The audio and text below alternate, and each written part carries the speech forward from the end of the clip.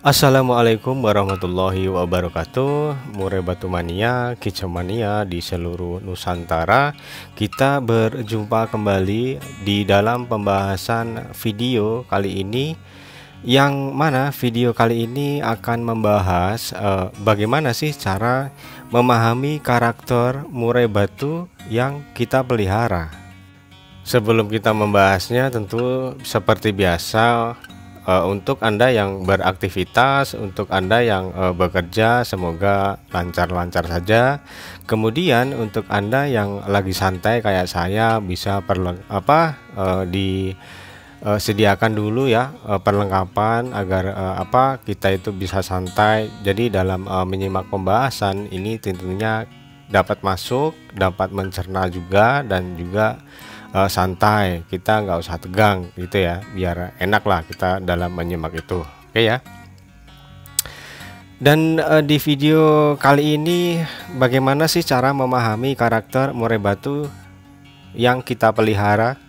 Nah, sebelum kita memahaminya, gimana cara memahaminya ya, tentunya kita juga harus tahu makna dan arti karakter murai batu itu apa sih, kan itu ya teman-teman ya. Jadi karakter murai batu adalah watak ataupun sifat ya, ataupun kepribadian. Nah itu ya seperti kita lah ya, beratnya kita punya kepribadian atau watak ataupun sifat itu yang gampang emosi, ada yang sedang-sedang saja, kemudian ada yang penyabar. Nah itu ya. Dan di murai batu itu apakah bisa dirubah karakter tersebut?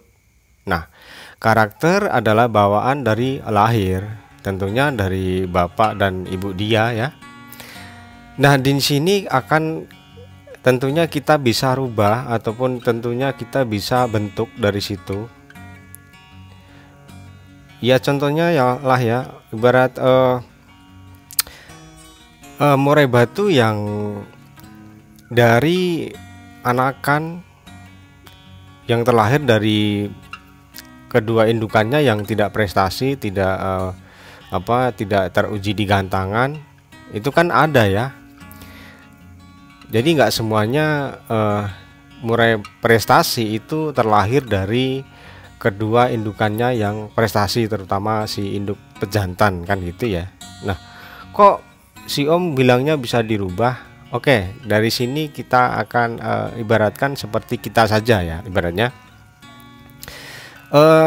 kalau kita itu dalam hal kesabaran, kalau kita sebagai orang muslim ya, ini untuk orang muslim umpamanya, kita itu kan ada kewajiban setiap satu tahun sekali yang dinamakan adalah bulan Ramadan ataupun puasa di situ.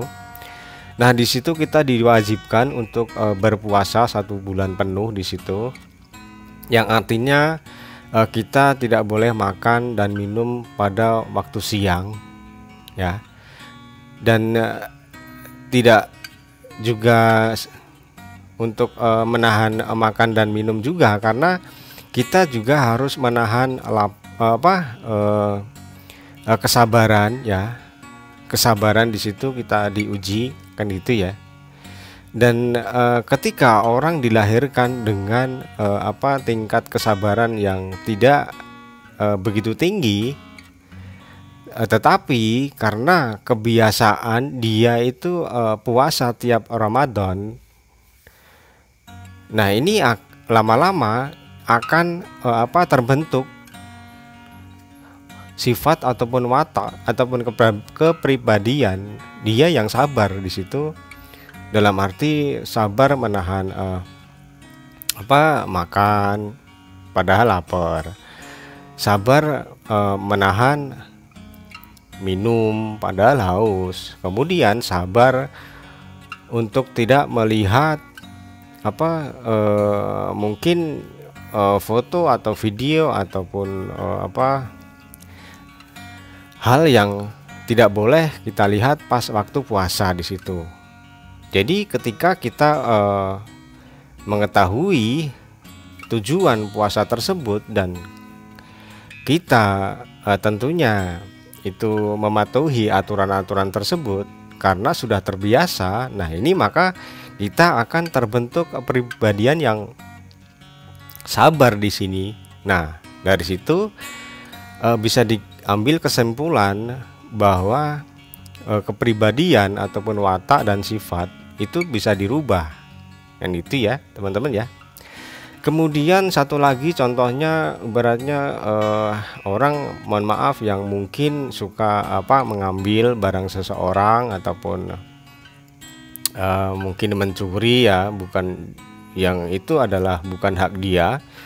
Nah, suatu ketika itu dia itu mungkin ya tertangkap, nah diproses oleh hukum di situ, maka otomatis akan dimasukkan penjara ibaratnya ya. Nah, di situ kan dibina ya, dibina, dinasihatin, dikasih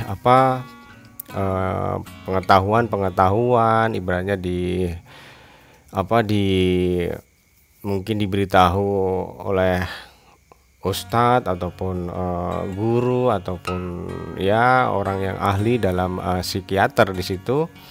Kalau dia itu masih suka mencuri ataupun mengambil hak orang lain, maka di situ kan tentunya nantinya bisa masuk kembali setelah dia sudah dibebaskan. Nah, karena kesadaran dia, kemudian dia sudah berpikir, oh iya ini salah bagi negara dan juga agama, dan karena ketika dia di penjara itu tiap hari dapat siraman rohani umpamanya, maka dia keluar karena dia sadar. Nah, maka kepribadian dia itu akan hilang di situ. Dia jadi normal, tidak suka mengambil hak orang lain, tidak suka mengambil barang orang lain. Nah, jadi di situ kan berubah ya. Jadi dari dua contoh di atas bisa diambil kesimpulan bahwa karakter tentunya bisa dirubah dan bisa dibentuk dari situ. Nah, seperti halnya dengan murai batu. Murai batu kan karakter dia itu adalah ya tentu petarung di situ, fighter di situ ya. Di situ ada yang fighter tinggi, kemudian ada yang fighter sedang, dan kemudian ada yang fighter rendah, dan juga nggak punya fighter di situ. Nah, itu adalah bawaan dari kedua indukannya di situ.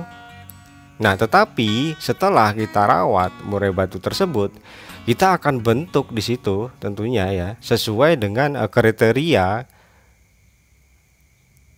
Ada yang untuk gacoran di rumah, ada yang untuk di ternak, ada yang mau dilombakan di situ. Nah, di sini kita akan membahas karakter yang untuk dilombakan tentunya ya. Dan tentunya adalah karakter yang dibutuhkan di lomba adalah fighter tinggi tentunya ya. Nah, dari situ kita bisa mengambil rawatan di situ. Dan ketika kita mendapatkan bahan ataupun murai batu yang sudah gacor tetapi belum teruji di gantangan, kemungkinan faktornya masih rendah ya, kemudian ataupun sedang. Nah, di situ kan kita akan membangun dia, mengubah karakter dia di situ agar nantinya pas digantangkan itu timingnya tepat. Ibaratnya harus berfighter tinggi. Ibaratnya itu kan tergantung di settingan lomba di situ, ya. Jadi rawatan apa saja dari keempat poin tersebut, ibaratnya fighter tinggi, fighter sedang, fighter rendah, kemudian tidak punya fighter di situ. Tentunya setiap perawatan dari 4 poin tersebut ya tentunya sangat beda sekali kan gitu ya. Jadi untuk yang faktor rendah, ya itu ciri-cirinya seperti apa?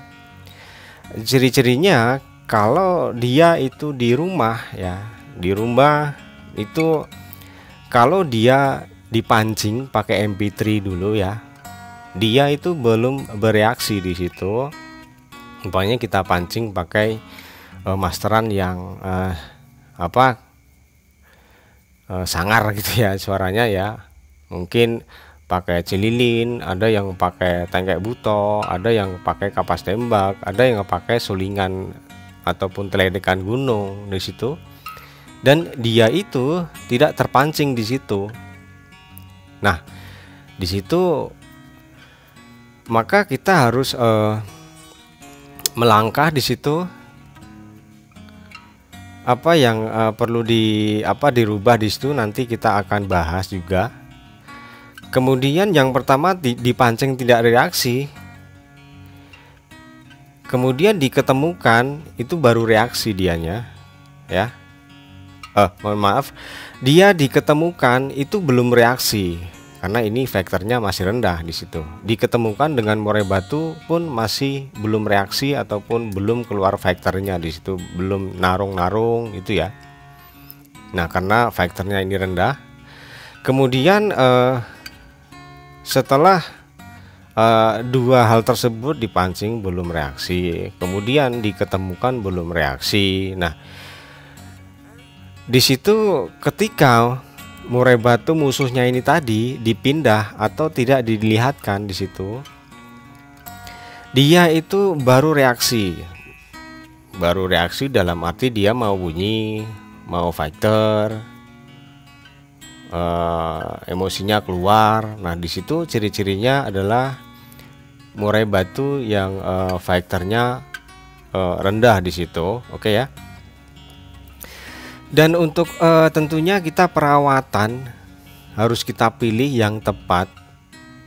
Untuk apa? Ya, menaikkan emosi dia, kan gitu ya teman-teman ya. Dengan cara apa?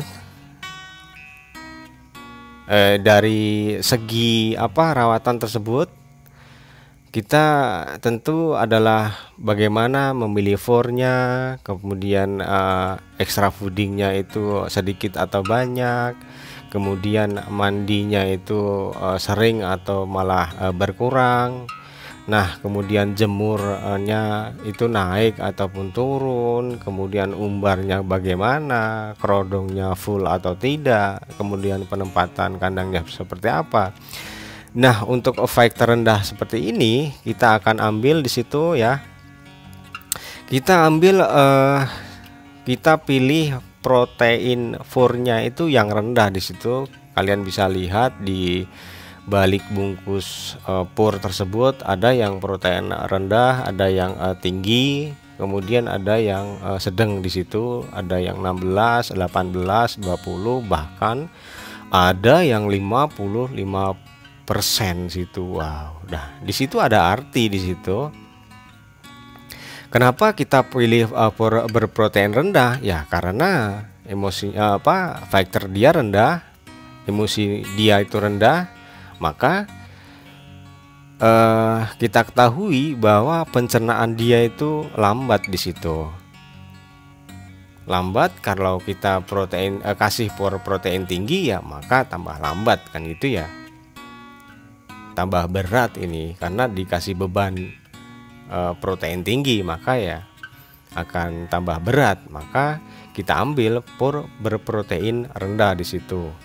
Kemudian otomatis dari segi extra fooding di situ kita turunkan di situ.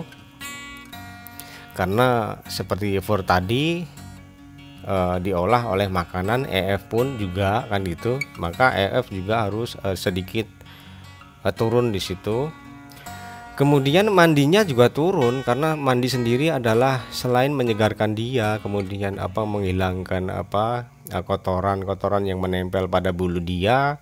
Mandi juga menurunkan cara kerja sistem metabolisme dia, cara pencernaan dia. Maka ini mandi juga harus kita turunkan di situ dalam perawatan keseharian ya.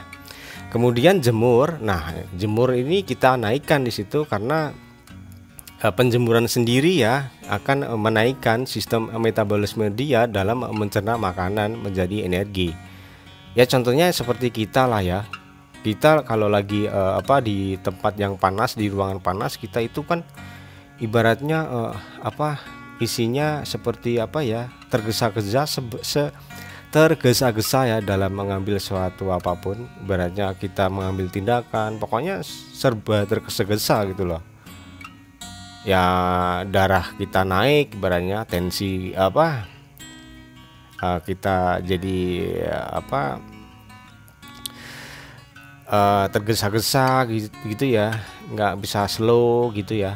Jadi itulah karena ya sistem pencernaan ataupun metabolisme kita itu naik. Jadi untuk faktor rendah ini jemur kita naikkan di situ. Seperti halnya juga dengan umbar. Umbar adalah olahraga yang tentunya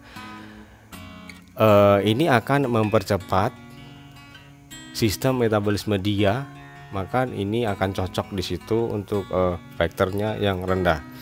Kemudian untuk kerodong ini kan ibaratnya menjaga kestabilan suhu yang ada di dalam kerodong, di dalam sangkar. Nah, ini kita fullkan di situ, siang malam kita full kerodong di situ. Kemudian penempatan kandang itu di ruangan yang agak bersuhu tinggi biar sistem metabolisme dia itu naik, maka akan cocok di sini untuk emosi yang rendah di situ. Kemudian untuk murai batu yang kedua ya, murai batu yang faktornya sedang di situ. Dengan ciri-ciri apa ya? Dipancing pakai MP3, YouTube itu belum reaksi dianya. Kemudian ketika diketemukan dengan murai batu lain, dia baru reaksi. Nah, ini sedikit agak cepat emosinya keluar di situ, faktornya keluar di situ. Kemudian kalau dipindah musuhnya ini, faktornya juga rendah. Nah, di situ adalah ciri-cirinya murai batu yang faktornya sedang di situ. Dan untuk perawatan tentunya kita harus mengambil itu dari fornya berprotein juga sedang, nggak rendah ya, nggak tinggi, karena ini faktornya sudah ada tetapi kurang di situ ya. Kemudian extra fooding juga nggak begitu banyak, nggak begitu sedikit ya, kalian bisa sesuaikan dengan kondisi burung kalian gitu ya. Kemudian mandi juga dalam seminggu itu jangan keseringan, dan juga jangan diturunkan secara drastis. Kemudian juga dari segi jemur juga sedang-sedang saja, pokoknya ya kalian yang bisa menentukan, karena kalian adalah perawat dia kan gitu. Kemudian umbar juga sedang, ibaratnya antara sedang dalam arti antara olahraga ya, pengumbaran ini kan olahraga, antara olahraga dengan istirahat itu ya seimbang di situ. Seperti halnya juga pengkerodongan, siang itu bisa diablak, kemudian malamnya di kerodong. Dan untuk penempatan kandang ini jangan dikasih di ruangan yang bersuhu tinggi, dan jangan dikasih di ruangan yang begitu dingin atau ber AC. Jangan ya, sedang-sedang saja ya, ibaratnya yang ada angin gitu ya. Nah, begitu. Kemudian yang ketiga ini murai batu dengan fight tertinggi. Nah, di sini mempunyai ciri-ciri, diantaranya kalau kita pancing pakai HP ataupun YouTube ataupun MP3, dia itu langsung bereaksi di situ ya, langsung jedet terak gitu, dia langsung menunjukkan gaya. Kalau dia bertarung, siap bertarung, kemudian juga mengeluarkan materi di situ, mengeluarkan lagu di situ, dan ketika dipancing dengan MP3 dia reaksi, dan kemudian diketemukan dengan musuh dia, tambah gila di situ ya. Tambah gila dalam arti yang tadinya pas di MP3 itu cuman keluar 2 lagu 3 lagu.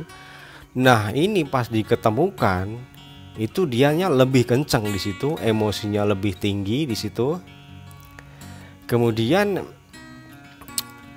ketika musuhnya sudah dipindah, nah dia masih bunyi, dia masih emosi di situ. Dan mungkin karena ketinggian emosi dia sambil ngeruji, sambil nebok, naik turun ke tangkringan, nampar sana, nampar sini, naik turun, nggak terkontrol. Ya, soalnya nggak begitu indah ya. Ya kalau di gantangan kan ibaratnya kalau keseringan kayak gitu kan tentunya poinnya juga berkurang. Nah di situ ya. Nah untuk perawatan kita kita kasih dia fur yang proteinnya itu sedikit lebih tinggi, karena untuk murai batu yang over emosi itu sedikit-sedikit dia lapar di situ. Ya seperti kita lah ya. Seperti kita kalau kita itu lagi emosi banyak gitu ya. Lagi emosi ataupun karena ini tensi peredaran darah naik, kemudian sistem metabolisme naik di situ, dia memutarnya itu naik cepat, maka ya harus ada yang diproses, karena kalau tidak ada yang diproses ya kacau, bisa nyelet kan gitu ya, bisa kurus, penyakitan. Nah di situ maka kita pakai for yang tinggi protein tinggi di situ.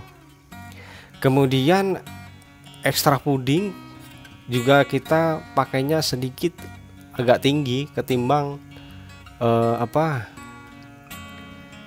faktor sedang tadi ya, karena dia membutuhkan energi yang lebih tinggi. Nah itu ya teman-teman ya.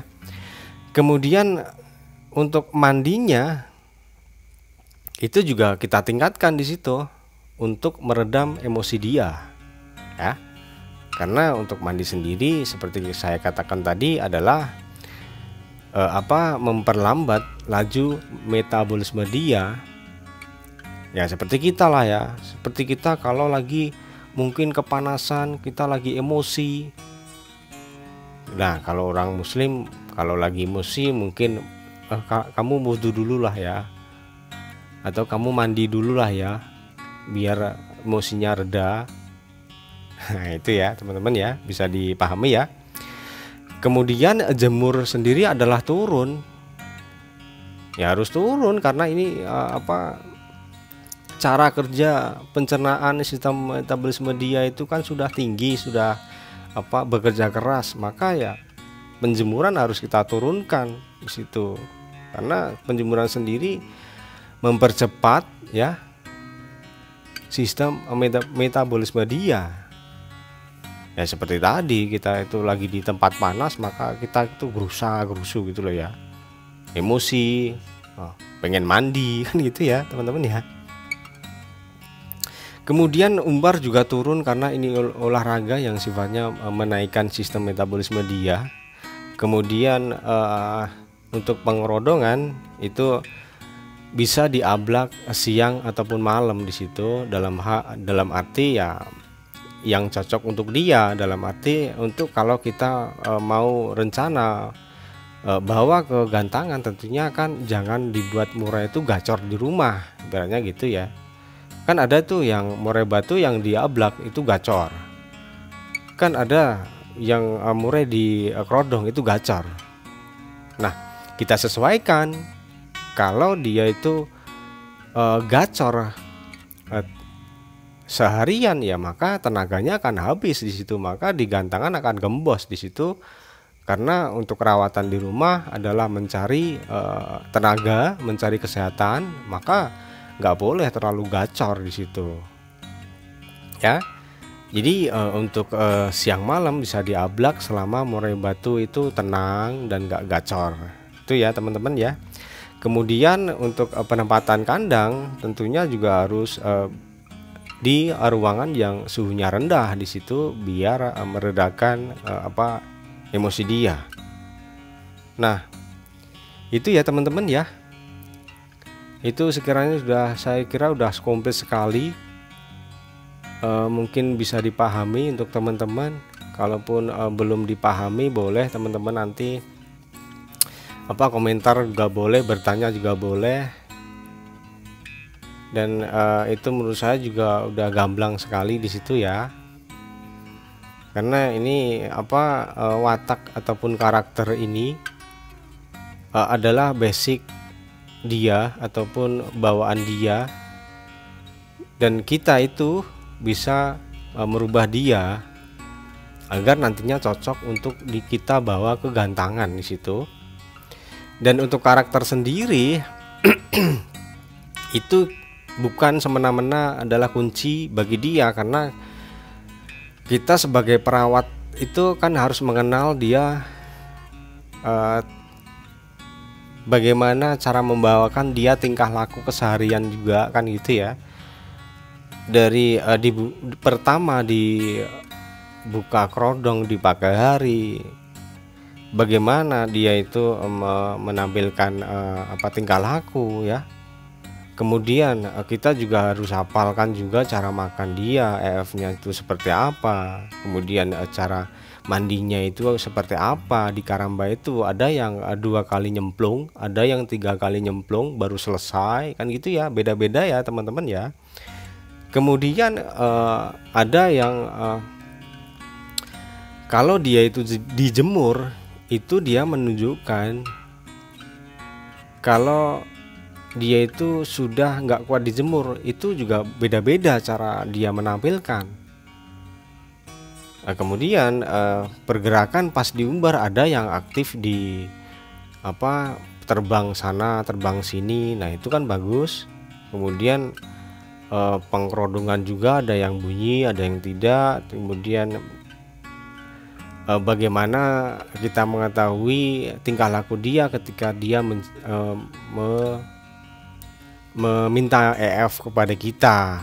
Nah, itu juga kita harus ketahui di situ. Dan untuk perilaku ini kita akan bahas di video selanjutnya, karena kalau di sini ini kepanjangan, teman-teman nanti malah nggak mau nonton kalau durasinya terlalu panjang kan itu ya teman-teman ya. Dan di setiap video di channel ini tentunya adalah dari awal, tengah ataupun akhir itu sangat berkaitan di situ, karena ini adalah satu kesatuan yang tentunya harus disimak semua dari awal sampai akhir di situ. Jadi kalaupun ini disimak di awal ataupun di tengah atau di akhir saja, ya tentunya ini nggak komplit di situ. Maka nggak bisa diambil pemahaman di situ. Kan gitu ya. Jadi harus disimak dari awal sampai akhir, karena ini akan ada namanya juga kesimpulan dari kita kan gitu. Nah, untuk kesimpulannya adalah ada untuk bagaimana mengenali karakter murai batu, ya tentunya kita pantau keseharian dia, kemudian bagaimana tingkat fighter dia kan gitu ya. Kemudian untuk yang mungkin fighternya rendah, sedang ataupun tinggi, kita bisa sesuaikan dengan kebutuhan di gantangan di situ ya. Oke ya teman-teman ya, mungkin itu cukup itu dulu. Kalaupun ada kata-kata yang mungkin menyinggung ataupun salah, saya mohon dimaafkan.